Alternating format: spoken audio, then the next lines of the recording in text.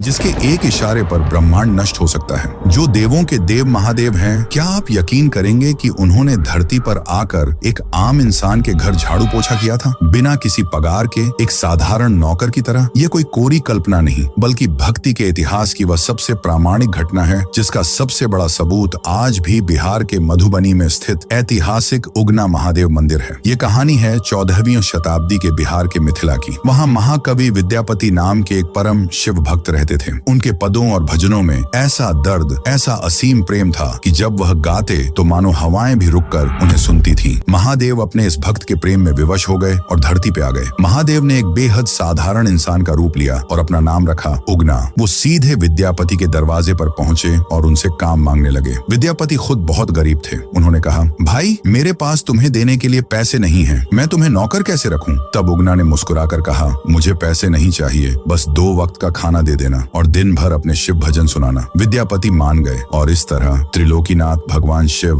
विद्यापति के सेवक बन गए। सालों बीत गए। एक दिन जेठ की भयंकर गर्मी में दोनों एक सूखे जंगल से गुजर रहे थे। अचानक विद्यापति का गला सूखने लगा। वो प्यास से तड़पने लगे और जमीन पर गिर पड़े। दूर दूर तक पानी का नामो निशान नहीं था। विद्यापति की सांसें उखड़ने लगी। अपने भक्त को यूं मरता देख उगना से रहा नहीं गया। वो चुपके से एक पेड़ के पीछे गए, अपनी जटाएं खोली और उनमें से पवित्र गंगा जल की कुछ बूंदें एक लोटे में निकाल ली। जैसे ही विद्यापति ने वो जल पिया, वो तुरंत समझ गए कि इस सूखे जंगल में इतना मीठा और शीतल गंगा जल आना असंभव है। उन्होंने उगना के पैर पकड़ लिए और रोते हुए कहा, सच बताओ, तुम कौन हो? भक्त की जिद के वजह से महादेव अपने असली रूप में प्रकट हुए। विद्यापति उनके चरणों में गिर पड़े, लेकिन महादेव ने एक शर्त रखी, मैं तुम्हारे साथ रहूंगा विद्यापति, लेकिन जिस दिन तुमने किसी को भी मेरी असलियत बताई, मैं उसी पल हमेशा के लिए चला जाऊंगा। विद्यापति ने कसम खाई। उगना फिर से नौकर बनकर रहने लगा। लेकिन एक दिन विद्यापति की पत्नी सुशीला ने उगना को कोई काम दिया था जिसमें उससे गलती हो गई। सुशीला को इतना गुस्सा आया कि उसने चूल्हे से